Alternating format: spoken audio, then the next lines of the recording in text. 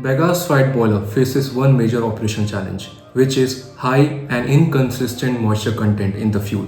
A wet bagasse leads to reduced boiler efficiency, increase in fuel consumption per ton of steam, uncontrolled combustion, and frequent boiler load fluctuations.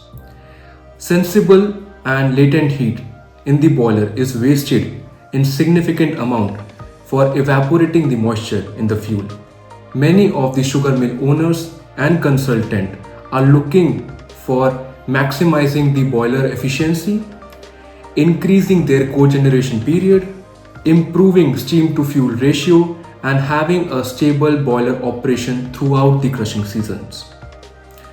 Now the question arises, how do we achieve all of this without increasing the fuel consumption and without investing in a new boiler?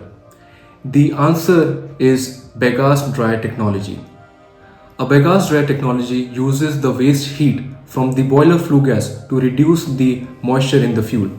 This reduced moisture fuel helps the end user in achieving a much better steam generation from the boiler with increase in boiler efficiency, which in turn reduces the fuel consumption and most importantly the stable boiler operation even during the peak crushing seasons.